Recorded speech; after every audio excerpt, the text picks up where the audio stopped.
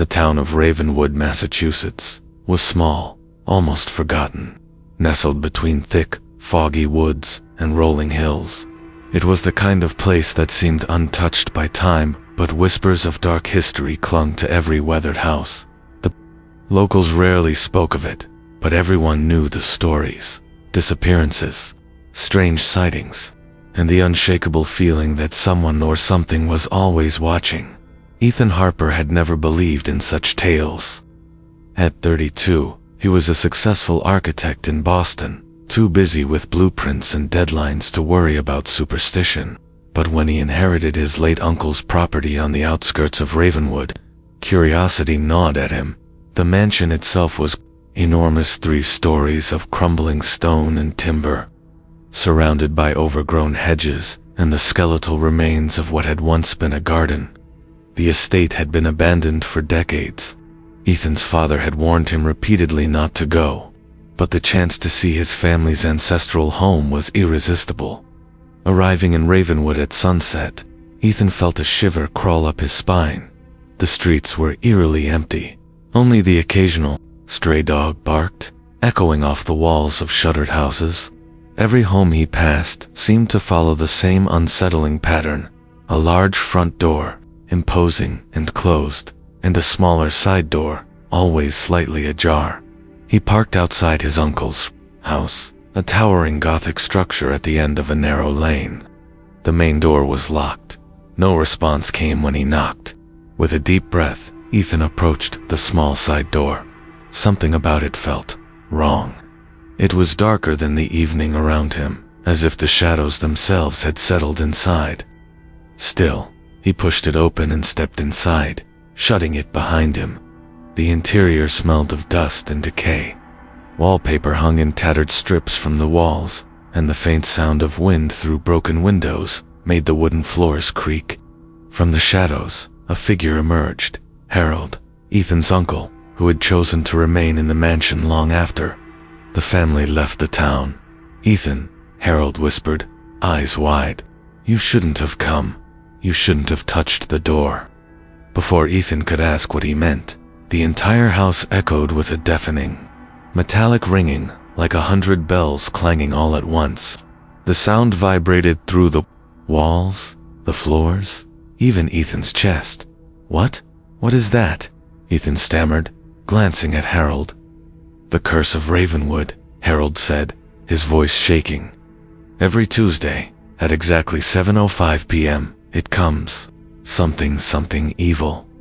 It watches, it punishes. And that door, you closed it."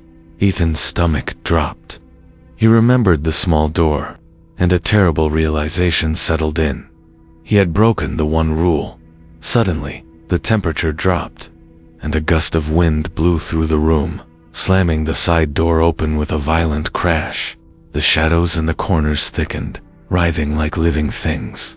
Then, from the darkness, came a sound that made Ethan's blood run cold, a low, buzzing screech, like hundreds of insects swarming just beyond vision. And then he saw it.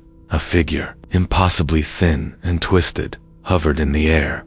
Its skin was a sickly shade of blue, slick and rotting, eyes glowing red. It moved with unnatural speed, carried on wings of buzzing black insects, and it was looking directly at him. Harold screamed, "Ethan, run, don't let it touch you." But Ethan was frozen.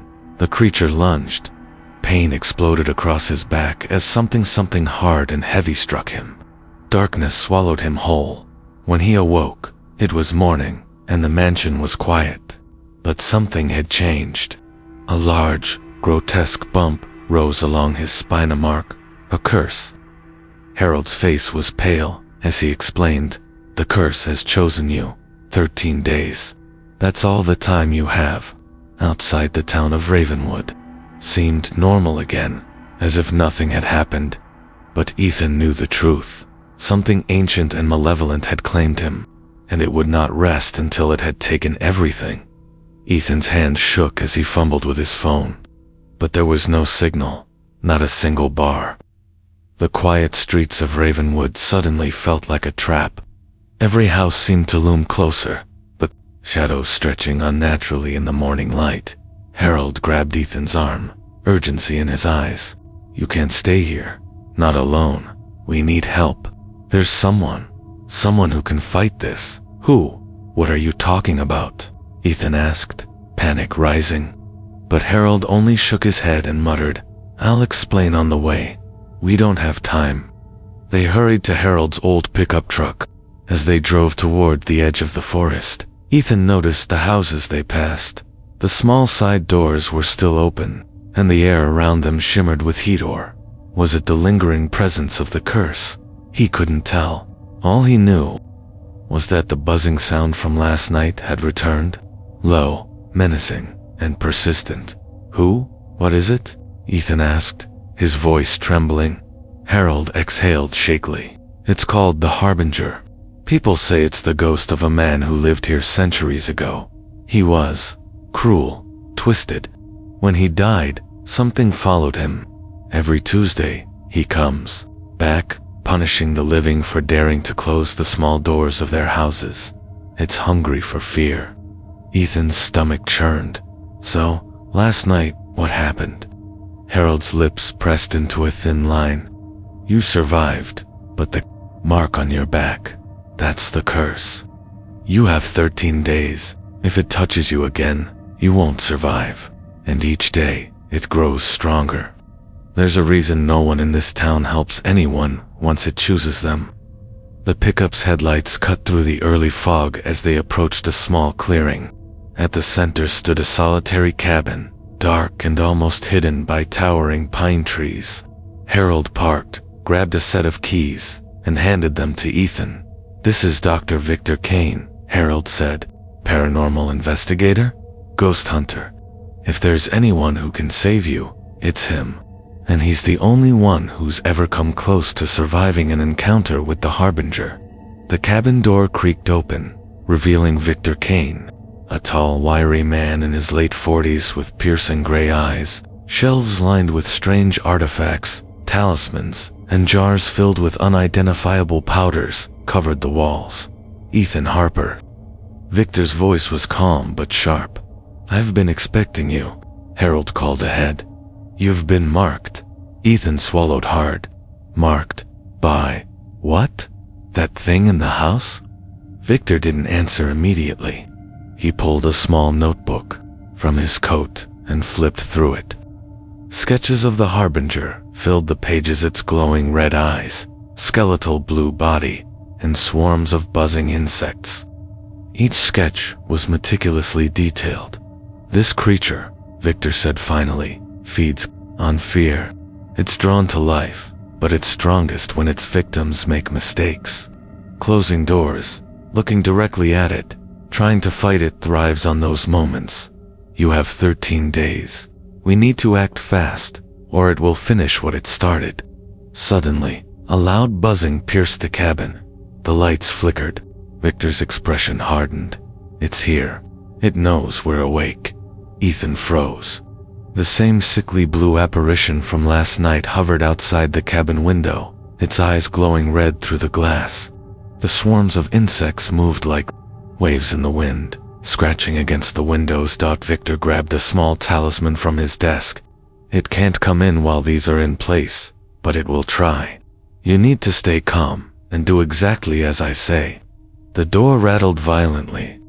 Something pounded against it from the outside, each thud sending vibrations through the floor. Ethan's pulse raced. The buzzing grew louder, angrier, almost like the creature was speaking but in a language older than time. Victor moved to the center of the cabin, chanting under his breath. The air thickened, shimmering with energy. The Harbinger's pounding intensified, but for now, it couldn't enter.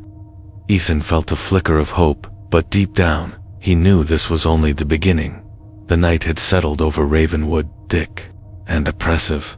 Fog coiled around the trees, like living fingers, and every sound, the rustle of leaves, the distant creak of an old barn door, felt amplified, sinister. Ethan had barely slept. Every shadow in Victor Kane's cabin seemed alive, every whisper of wind like a warning. Victor's preparations had begun. Candles flickered in a circle around the cabin's center, each inscribed with sigils Ethan couldn't understand. Strange powders lined the floor, their faint scent metallic and bitter. Victor moved with practiced precision, murmuring chants. In a language older than America itself. "You need to focus," Victor said. "Fear is its doorway. If you panic, it can break through these protections. You must control yourself." Ethan nodded, but as he tried to steady his breathing, a sound froze him, the low, relentless buzzing. It wasn't outside this time. It was in the walls, in the floorboards, in the air around him. The creature was closer than ever. Victor's eyes narrowed. It's testing the boundaries. It knows we're here. Suddenly, the cabin door slammed open on its own, a gust of icy wind extinguishing some of the candles. Ethan stumbled backward as the buzzing intensified. Outside, through the fogged windows, Ethan glimpsed the Harbinger, its skeletal, blue body twisting unnaturally as it hovered just beyond the light. Red eyes burned like coals. The swarm of insects moved with a chilling intelligence, like extensions of its will. Victor sprang into action, chanting faster, tossing powders in precise arcs. Light erupted from the sigils, forming a shimmering barrier around the cabin. The Harbinger screamed a sound that was half rippling metal, half insectal shriek, and slammed into the invisible wall. Windows rattled, dust and splinters flew. Ethan's heart pounded. What? What is it? Victor's voice was sharp. It's enraged. This is its territory. We've bought ourselves some time, but it will not give up easily. Tonight, you will see its true form. A sudden shadow fell across the cabin. The buzzing stopped for a heartbeat. Silence. Then, from the corner of the room, a single shadow stretched unnaturally, separating from the darkness. It was Ethan's own shadow, but twisted, elongated, moving independently, as if it were alive. The Harbinger had infiltrated the cabin, not physically, but spiritually. Its presence coiled around Ethan, tightening like invisible chains. Panic rose in his chest. Every instinct screamed to run, but Victor held a hand on his shoulder. Do not move. Do not resist. The shadow surged toward Ethan. He felt sharp, icy pain slicing across his back. He screamed, falling to his knees. The marked a grotesque bump from the curse burned like fire. Then, in a sudden flash, Victor drew a knife. From his belt, its blade etched with glowing runes. With a single, precise motion, he carved a symbol into the air, slicing the shadow in half. The scream was deafening. The buzzing returned, louder, more vicious. The Harbinger recoiled, its red eyes narrowing. For a moment, the cabin was still. Ethan trembled, drenched in sweat, every nerve screaming. Victor turned to him, voice grim. That was a test. The Harbinger knows your fear. It will come back tonight, stronger, and it will not wait for the next Tuesday. You must be ready. Ethan swallowed hard, trying to nod, but his body shook uncontrollably. How? How do I survive this? Victor's eyes pierced his own. You survive by understanding it, Ethan. The Harbinger is not just a spirit, it's a curse bound to this land, and once it chooses a victim, there is no turning back. 13 days, and it will claim you. Outside, the fog seemed to thicken, pressing against the windows, crawling under the doors. The buzzing grew distant but persistent, like the heartbeat of some massive, unseen creature. The night air in Ravenwood was heavy with mist. The forest beyond Victor Kane's cabin, thick and suffocating. Ethan could still feel the phantom weight of the Harbinger pressing against his chest. Sleep was impossible. Every creak of the cabin made him flinch. Every shadow seemed alive. Victor moved silently around the cabin, preparing for what he called the first engagement. Strange artifacts, talismans, and powders were arranged in precise patterns. Ethan watched nervously. This is the first time it will confront you outside the safety of the cabin, Victor explained. Inside, we had the sigils. Out there, it's raw. It knows the terrain. It knows you. You must remain calm, or it will strike without mercy. Ethan's stomach churned. He had already survived one night inside the cabin. Could he survive this? Victor led him into the fog. The forest swallowed them almost instantly, trees twisting into monstrous shapes under the moonlight. Every step seemed amplified. Twigs snapped with startling loudness. Then came the low, metallic buzzing closer, angrier, intelligent. Suddenly, the fog thickened, swirling into unnatural shapes. Ethan stumbled as a shadow detached itself from the trees. Red eyes flashed. There it was, the Harbinger. Not just hovering this time. It moved with a terrifying fluidity, gliding between the trees, wings of buzzing insects slicing through the air. Its blue, rotting skin glistened in the moonlight, limbs bending in impossible angles. "Stay close," Victor warned, pulling Ethan behind him. He raised a small lantern, casting a circle of protective light. The Harbinger shrieked a sound that made Ethan's teeth rattle and slammed into the circle. The lantern wavered but held. Ethan tried to move backward, but the forest seemed to shift, branches curling toward him like grasping hands. The buzzing intensified. The Harbinger's gaze locked onto him. Its voice, or what felt like a voice, echoed in his mind, whispering, "I see you. I know you. You cannot escape." Panic surged. Ethan could feel the curse burning along his spine, the grotesque bump throbbing painfully. He stumbled, nearly falling into a shallow ditch. The Harbinger swooped down, claws scraping the earth, insects crawling up Ethan's legs. Victor shouted, "Focus, Ethan. It feeds on fear. Remember? Control your mind."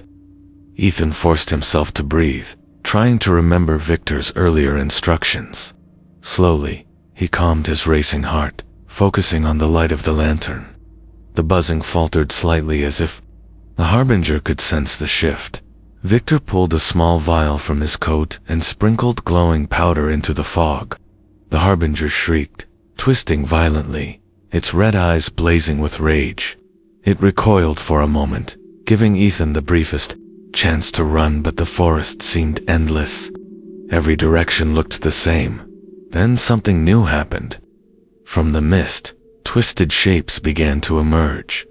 Shadows that looked like distorted villagers of Ravenwood, faceless and writhing, surrounding Ethan and Victor. They weren't alive, but they moved with purpose, herding them deeper into the forest. Victor's voice rang out, strong and commanding. "Ignore them. They are illusions. Focus on reality." But Ethan's heart pounded. One shadow lunged, passing through his chest. Like ice, he screamed, pain radiating through his body.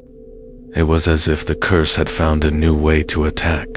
Suddenly, the Harbinger screeched again and launched itself toward Ethan, faster than anything humanly possible. In a flash, it struck his back with a force that threw him into the dirt. Pain exploded, the curse burning like fire. Victor slammed a rune-inscribed dagger into the ground.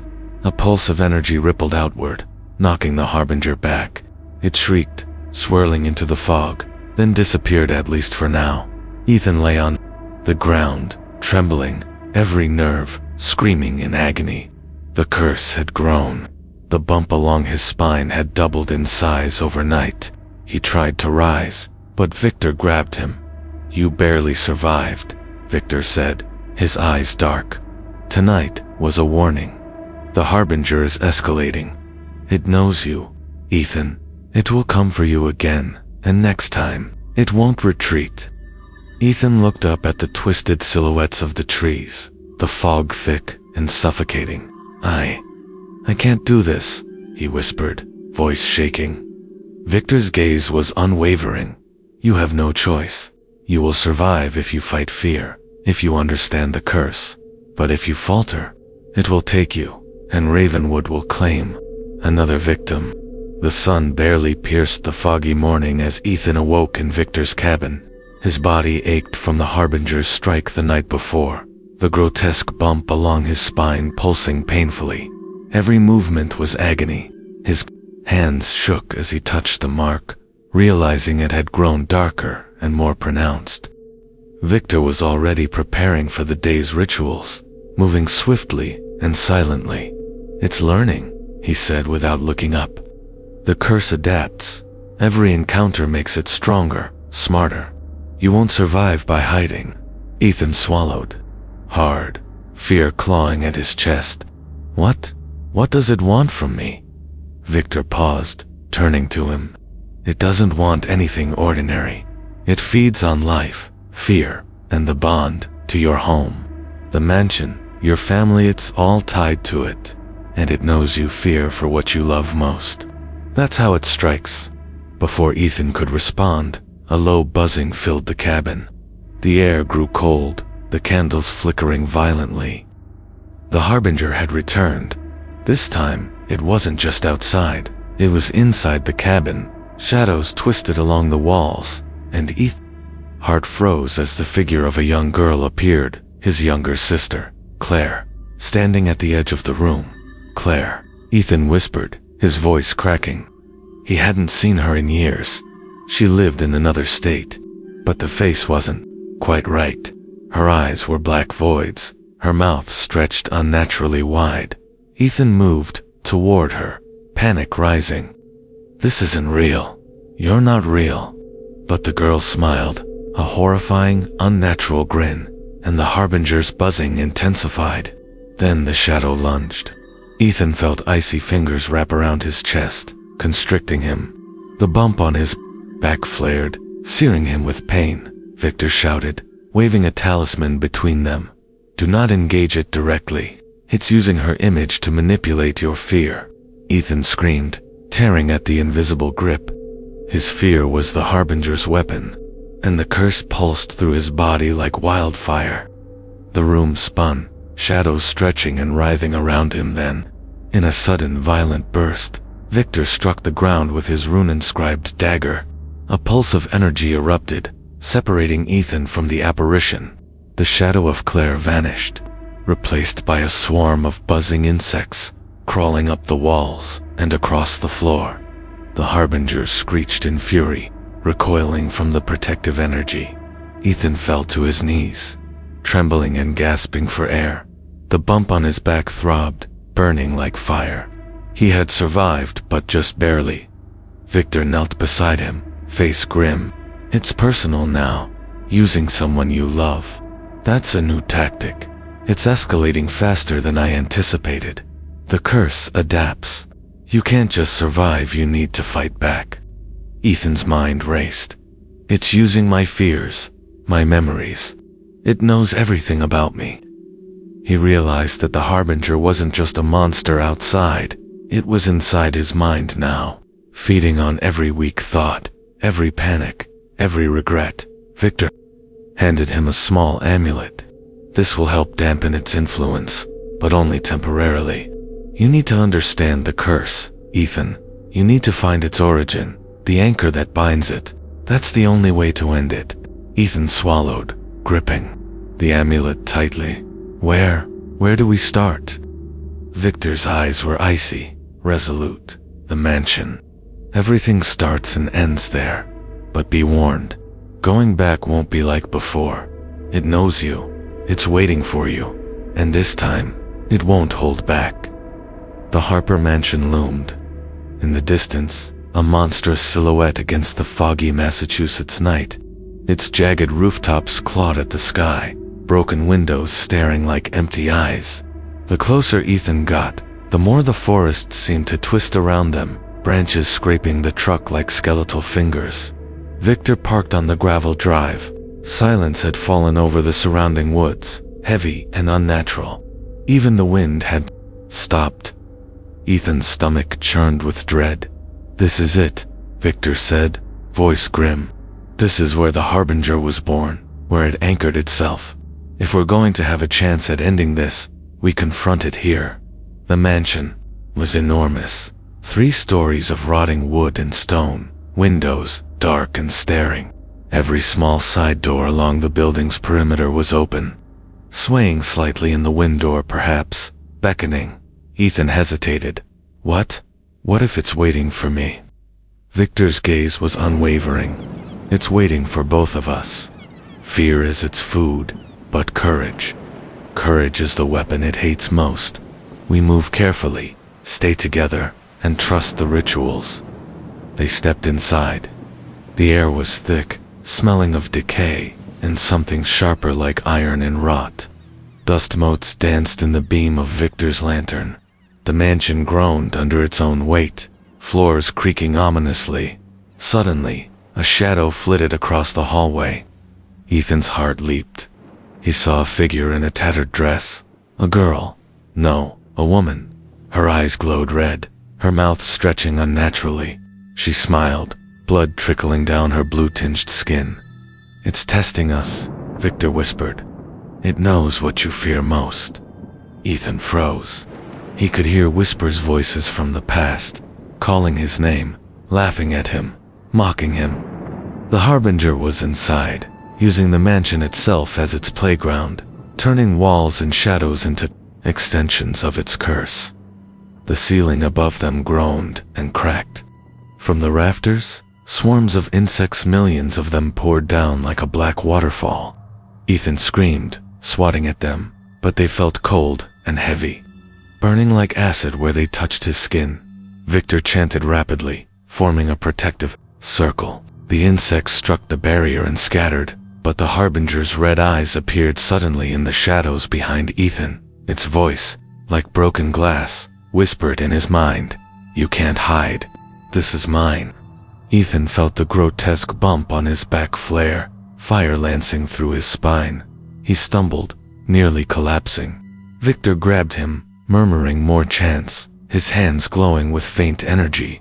Then, from the darkness, came a sound, worse than the buzzing a child's laugh, hollow and distorted. Ethan's blood ran cold. The walls themselves seemed to pulse, breathing with a life of their own. He realized the mansion was not just a building, it was part of the Harbinger, a vessel for its curse. Victor's voice cut through his terror. "Ethan, focus on me. The rituals will anchor it temporarily, but we need to reach the heart of the curse, the main hall. That's where it began, that's where it can be bound." They moved cautiously through the hallway, every creak a gunshot. In the silence, Ethan could feel the Harbinger crawling along the edges of his mind, manipulating fear, twisting reality. Shadows reached out for him, whispering memories of lost friends, mistakes, regrets. Suddenly, the floor beneath them groaned. A section gave way, revealing a pit of blackened insects writhing in a grotesque mass. Ethan nearly fell in, but Victor grabbed him just in time. "The heart is ahead," Victor said, eyes grim. "Prepare yourself. Once we enter, there is no turning back." As they approached the massive main door, a sudden bone-chilling gust of wind slammed it open. The Harbinger emerged fully, its rotting blue body stretching impossibly tall, wings spread wide, eyes blazing red. The buzzing swelled to a deafening roar. Ethan's scream caught in his throat. The creature lunged. Victor slammed his dagger into the floor, creating a glowing circle of light, pushing the Harbinger back, but not for long. It circled them, relentless, intelligent, and malevolent. The main hall of the Harper Mansion stretched before Ethan like a cathedral of decay. Chandeliers hung at crooked angles, their crystals coated in dust. The walls pulsed faintly, as if the house itself were alive, breathing with the curse. The floorboards creaked under their weight, every sound magnified in the oppressive silence. Victor turned to Ethan, his face pale but determined. "The heart of the Harbinger's curse is here. This is where it was first bound, and where it can be trapped. But beware fear feeds it. It will use everything it knows about you." Ethan nodded, trying to steady himself. The bump on his spine throbbed painfully, and the lingering buzzing from last night had returned, low and menacing, vibrating through his chest. Suddenly, the room grew colder. Shadows stretched unnaturally, crawling along the walls. From the darkness emerged figures people Ethan recognized. Friends, co-workers, his late grandmother, all twisted into grotesque, hollow versions of themselves. Their eyes were black voids, their mouths stretched impossibly wide. "Ethan," one of them whispered, a voice warped and broken. "You can't survive. You belong to us." Ethan froze, heart hammering. Panic surged, but Victor grabbed his shoulder. "Focus. They're illusions. The Harbinger is attacking your mind, not your body." The shadows lunged. Ethan felt invisible hands clutching at his chest, icy and strong. Pain shot through his back as the curse flared. He fell to his knees, screaming. The bump on his spine grew larger, grotesque, almost alive. Victor slammed his rune-inscribed dagger into the floor. A pulse of blue light radiated outward, dispersing the illusions. But the Harbinger's shriek filled the room, a sound that rattled bones and shook the air. Then it appeared, fully. The Harbinger hovered in the center of the hall, its blue, rotting skin stretched over impossibly long limbs. Wings of buzzing insects unfurled, filling the space with a deafening roar. Its red eyes blazed with hatred, locking onto Ethan. Victor grabbed Ethan, chanting rapidly. Energy radiated from the circle of sigils on the floor, keeping the creature at bay, but only for a moment. The Harbinger shrieked and slammed into the circle, shaking it violently. Ethan stumbled backward, crashing into a crumbling pillar. "Ethan," Victor shouted, "you have to stand. You have to face it, face your fear." Ethan's mind raced. The Harbinger had shown him illusions of his sister, his friends, his worst regrets. But he realized something terrifying. It couldn't touch him if he refused to fear it. Summoning every ounce of courage, Ethan stood. The buzzing intensified, the air thickened, and the Harbinger lunged. But this time, Ethan didn't scream. He didn't flinch. He stared directly into its red eyes, forcing his mind to remain calm. Victor's chants grew louder, the energy from the sigils brightening. The Harbinger shrieked, twisting in the air, struggling against the circle, but it faltered. For the first time, Ethan felt a shift. The creature hesitated, confused by his lack of fear. Then, in a sudden explosion of light and sound, the Harbinger screeched one final, furious scream and recoiled into the shadows of the mansion. Silence fell. The pulsing of the house slowed, the fog in the hall thinning.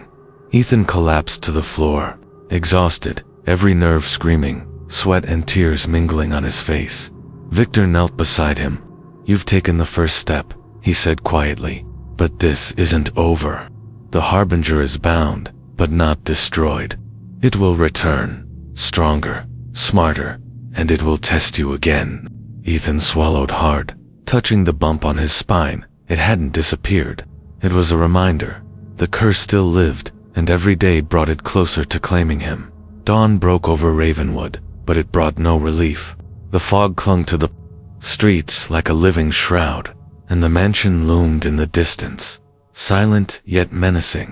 Ethan's body ached, the bump on his spine throbbing constantly. Sleep had been impossible. Every creak, every shadow, felt like the Harbinger closing. Victor led him to a small, fortified room in the cabin, covered in talismans and protective sigils. "You did well last night," Victor said. "But it won't be satisfied for long. It will escalate." Ethan ran a hand over the grotesque mark on his back. "I thought standing up to it, facing it, would be enough." Victor's eyes were grim. This creature doesn't care about strength or courage alone. It's intelligent. It studies its prey, learns their fears, manipulates them. It will strike where you least expect it. As if on cue, the buzzing began. Low, metallic, omnipresent. Ethan froze. From outside, through the fog, shadows began to move unnaturally. Figures of the townspeople appeared, their eyes empty voids, dragging their limbs as if pulled by strings. But when they stepped into view, Victor's protective charms forced them to twist and shatter into black smoke. "It's learning," Victor muttered. "It's probing, trying to break you before it comes for the kill." Ethan's stomach dropped. It can do that, from a distance. Victor nodded. It's part of the curse. It doesn't need to be near you to torment you. Every fear, every memory, it can manipulate, turning your mind against you. Suddenly, the cabin windows shattered inward with a deafening crash. A gust of icy wind tore through the room. Ethan and Victor barely shielded themselves as a shadow lunged through the opening. It was the Harbinger, but not fully corporeal. Its form flickered, shifting between its grotesque blue body and the faces of Ethan's loved ones, each twisted in agony. Its wings of buzzing insects swept across the room, tearing at the walls and floor. Ethan tried to move, but invisible forces held him in place. Panic surged. He felt the curse burning along his spine, every nerve screaming. Victor shouted, chanting. Over the roaring wind, he threw powders and talismans into the air, forming glowing barriers. The Harbinger shrieked, recoiling from the energy, but its voice echoed in Ethan's mind. You cannot run. You cannot hide. Everyone you love will belong to me first. Ethan realized the true horror. The Harbinger had learned how to use emotional leverage, how to terrify not just his body, but his heart. Memories of family, friends, and past failures flooded his mind, overwhelming him. Desperate, Ethan clutched the protective amulet Victor had given him. The moment his fingers touched it, a warm pulse of energy spread through his body, dulling the pain and slowing the curse's burning effect. He forced himself to focus, blocking the terrifying illusions. Victor's voice cut through his fear. You can fight it, Ethan. Use the amulet. Focus on what is real. Ethan took a deep, shuddering breath. He visualized the cabin, the room, the circle of protection. Slowly, the Harbinger's illusions began to waver. The screaming faces flickered and vanished, leaving the creature partially visible, its red eyes glaring with frustration. For a moment, silence returned.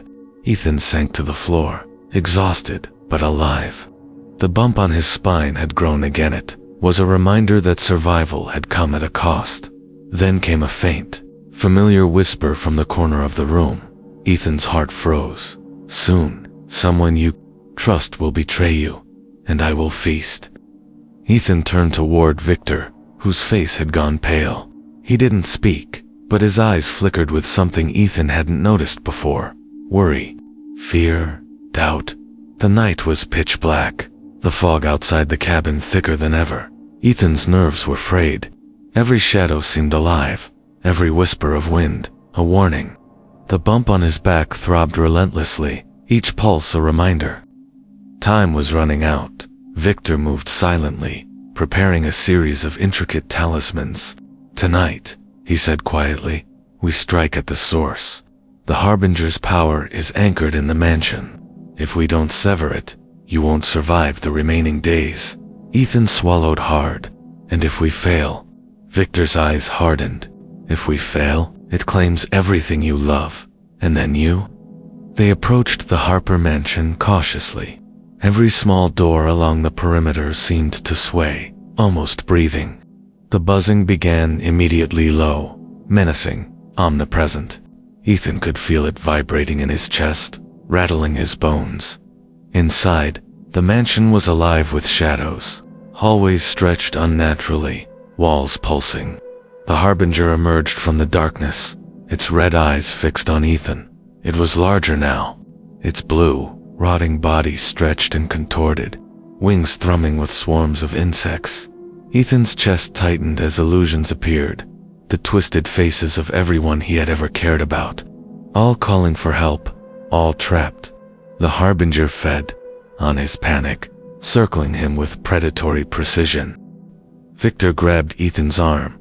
Focus. This is the final test. Remember what we practiced. Ethan clenched the protective amulet, forcing himself to breathe, to visualize the circle of safety, to block the terrifying illusions. Slowly, he felt a flicker of control returning.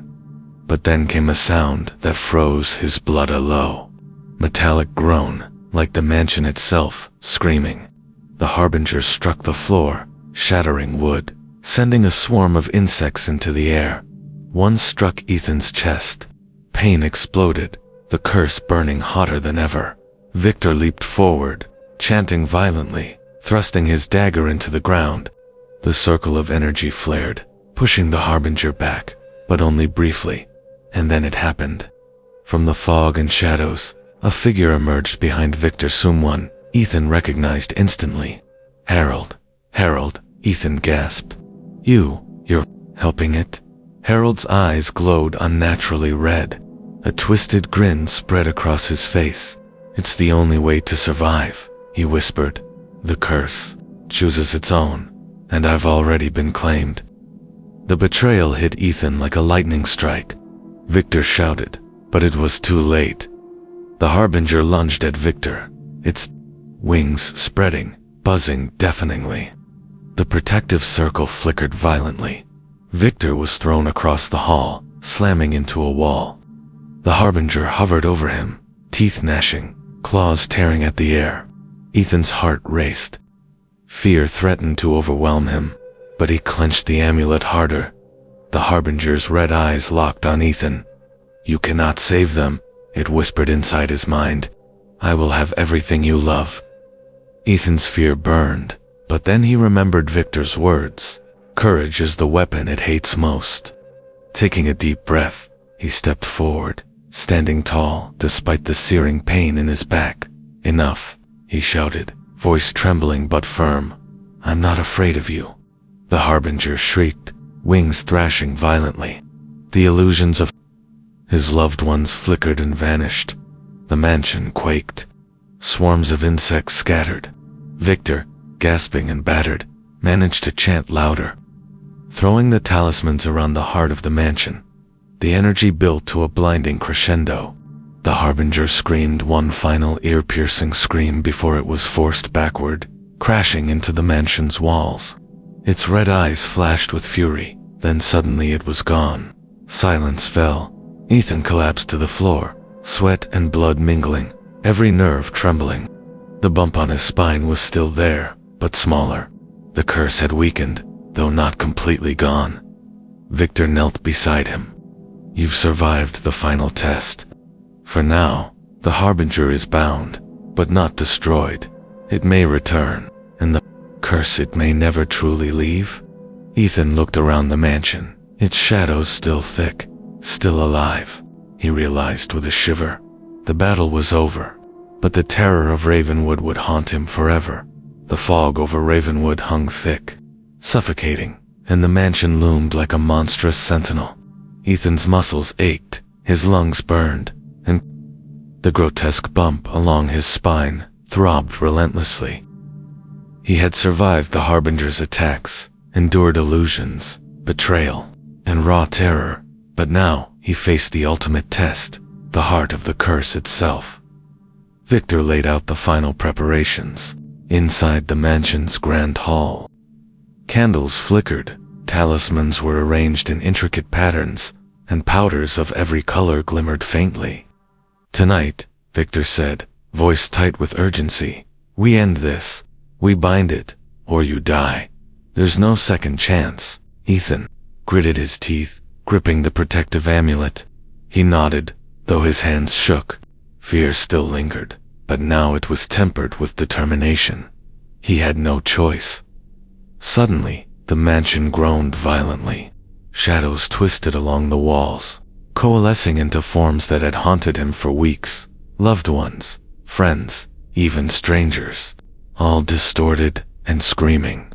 And then, from the darkness, the Harbinger emerged larger, more terrifying than ever. Its blue, rotting body stretched impossibly, wings buzzing with millions of insects. Its red eyes glowed like molten fire. You cannot stop me, it hissed inside his mind, a voice of shards and static. I am eternal. I am Ravenwood. I will take everything. Ethan swallowed hard. He could feel the curse burning hotter along his back, the bump twisting as if alive, but he stood firm. Victor began chanting, his voice rising above the Harbinger's roar. Energy pulsed through the room, sigils glowing brightly.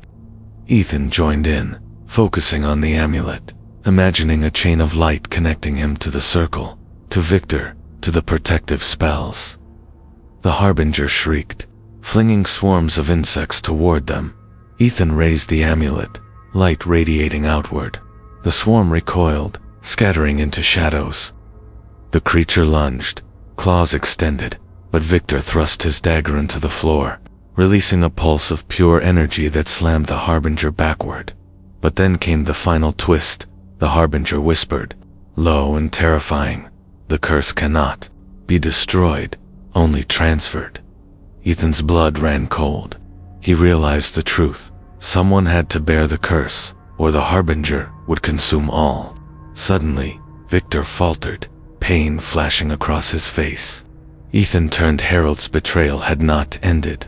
The man had returned, now a vessel for the Harbinger's influence, his eyes glowing red, his body moving unnaturally fast. Harold lunged at Victor, slamming him to the ground. Ethan screamed, torn between stopping Harold and focusing on the Harbinger. The creature hovered, circling, feeding off their fear and chaos. Ethan made a split-second decision.